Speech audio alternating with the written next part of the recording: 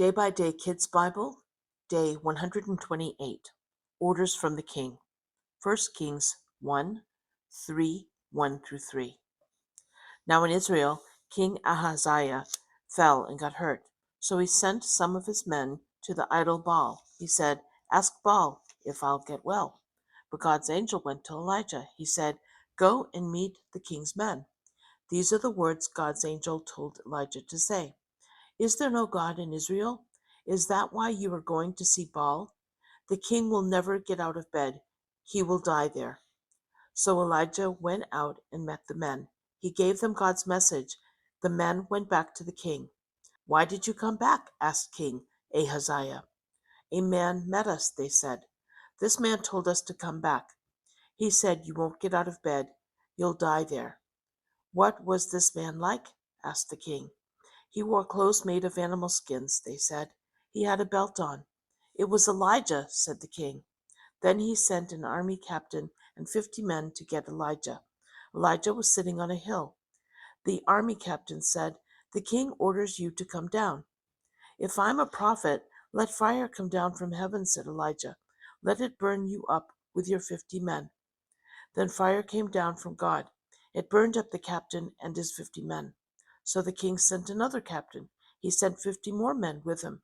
The captain said, "The king orders you to come down right now." "If I am a prophet, let fire come down from heaven," said Elijah.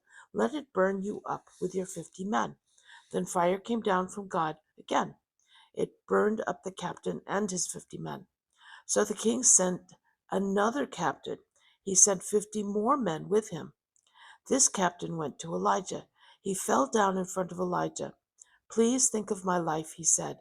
"Think of the lives of these 50 men. We are your servants.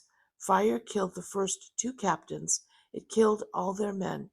Please be kind to us."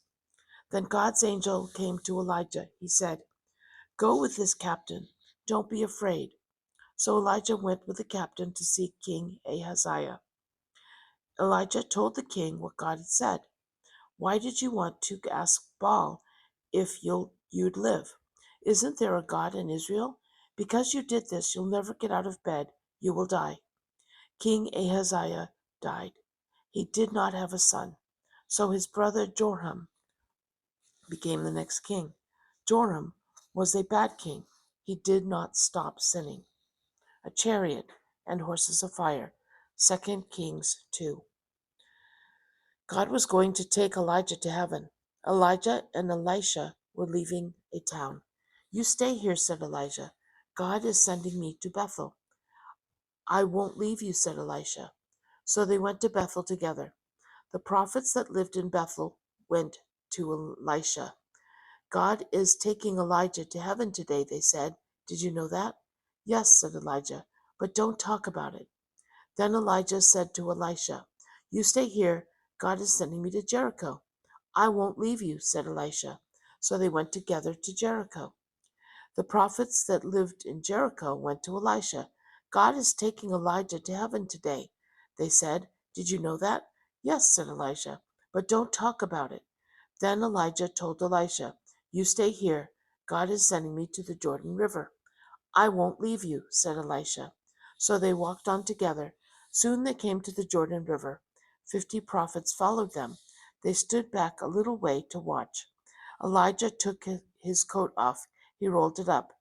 Then he hit the water with it. The water moved back. Some of it went to the left, down the river. Some of it went to the right, up the river. Elijah and Elisha walked across the river on dry ground. Then Elijah said, "I'm going soon. Is there something I can do for you first?" "I want to have your spirit," said Elisha. "I want 2 times as much as you have." "You've asked something hard," said Elijah, "but if you see me go, you'll have it. If you don't see me go, you won't have it." They walked along and they talked. All of a sudden, horses of fire appeared. They pulled a chariot of fire. It went between Elijah and Elisha. Then a wind came, turning around and around. It took Elijah up to heaven. Elisha saw it. He cried, "My father, Israel's horses and chariots." Elisha did not see Elijah any more. He tore his own coat apart. Then he picked up Elijah's coat. It had fallen from Elijah. Elisha walked back to the Jordan River. He hit the water with Elisha's coat. He said, "Where is Elijah's God?" The water moved apart for him. Elisha walked across on dry ground. The prophets from Jericho were watching. "Elijah's spirit is upon Elisha now," they said. They went to Elisha and bowed down. "We have 50 men," they said. "Let's get them to look for Elijah. Maybe God's spirit took him to a mountain or valley." "No," said Elisha. But the prophets kept asking him. At last Elisha said, "All right, send the men to look." So they sent 50 men to look for Elijah. They looked for 3 days. They did not find him anywhere. So they went back to Elisha in Jericho. "I told you not to go," said Elisha. Now the men of Jericho went to Elisha. "Our town is built in a good place," they said, "but our water is bad. The land won't grow crops." "Bring me some salt in a new bowl," said Elisha. So they brought it to him. Elisha went to the spring where the water for the town came from. He threw the salt into the water. He said these words from God: "I have made this water good. It won't ever be bad again. Now it will make crops grow." From then on, the water of Jericho was good. Elisha left Jericho.